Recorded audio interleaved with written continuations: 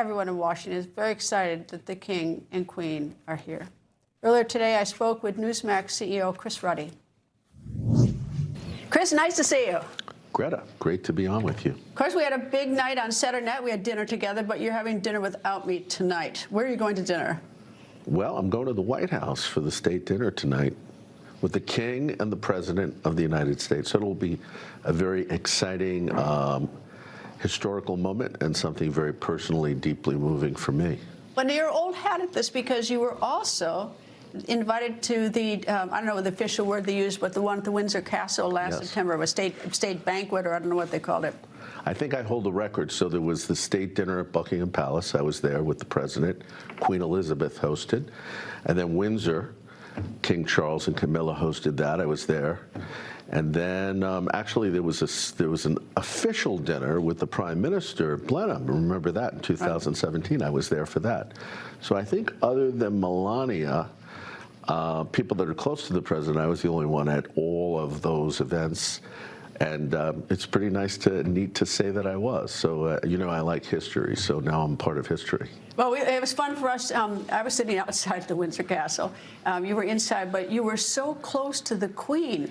I mean, you had like the best. We were all saying, look at Chris Ruddy, look at our CEO. He's got the best seat in the house. Well, I was seated directly across, almost directly across from the King and the President. So when the cameras at the castle had the back of their heads, right, showing other people looking at them, you could see me to the left. I was sitting one over from Melania and Prince William. So, yeah, I had a front row seat to history again, so it was very nice. I don't know where I'll be seated tonight. It doesn't really matter. I'll be in the room. So I'm excited. I think, you know, look, the President loves King Charles. He loves the British monarchy, and he has a great admiration for the British people. They are a tremendous people, and they have been a tremendous ally of the United States. So it's a very special moment for him. I think it's special for all of us. Well, it should be rather intimate tonight because they don't have a giant ballroom.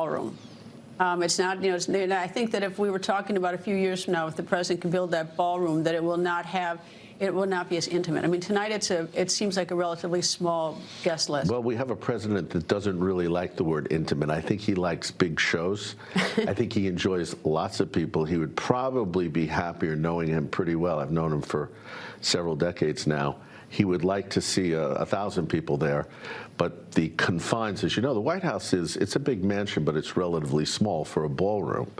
And I think it seats a maximum of around 120 people, which is what they're expecting tonight. That's small. It's very small, but consistent. Now, what Biden did and Obama, and I think Bush, others did, was they would go out to a tent on the White House lawn and have the party, the White House party, in a tent. You know, Donald Trump looks at that and says, this is very unbecoming of a president to be on a tent. So he wants to justifiably, I believe, build that ballroom. But until then, he would have it in his mansion, the White House. Well, he's also not paved, I don't know what the words, but the Rose Garden has now got a hard surface. And it looks a little bit like, you're a member of Mar-a-Lago. It looks a little bit like Mar-a-Lago because people can dine out there. Not tonight, obviously, but women, when they had the tent, their heels would go straight down into the grass. And I mean, into the, especially if it was damp and wet, and it rained, and it's been drizzling all day. Well, I was never at any of those events, but the President and Melania, I think, are seeing this as a very special night for the American people, right? The King of England, America comes, it's our mother country. It really is our mother country. It is a shared democracy. Consistently, England has been our strongest ally in the world. You go in for wars, World War I, World War II, all the things that have gone on. And I think that the British government, British people want to continue that. Sometimes we have our momentary hiccups, bumps in the road, but I think that the message of this event tonight is that we are one people. We have a shared vision for the world. So it's more about the 250th anniversary that we're coming up on, even though we jumped ship on them, and not so much about the dispute between Prime Minister Starmer and the President over Iran.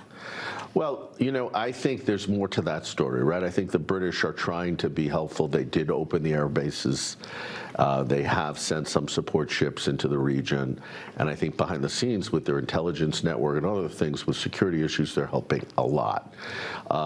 They just have reservations about this war. A lot of countries do. You know, they're free people. They can decide things. We generally, I think, see them as a very strong ally. And I think in terms of NATO, they're one of the biggest spenders. They've been growing their budget there. So I think it's generally positive. Again, there's some hiccups, but I think we'll overcome them. I think so too. It's always fun, you know, to have royalty here in the United States. Chris, nice to see you. Good. Always. Have fun tonight. It's an honor to be on with Greta Van Susteren. You're very kind. Thank you. Thank you. People think news just happens. It doesn't. It happens because there's someone there to capture the moment, to explain it and share it. That's my job. I go where news breaks and give you the facts. Join me for The Record on NEWSMAX.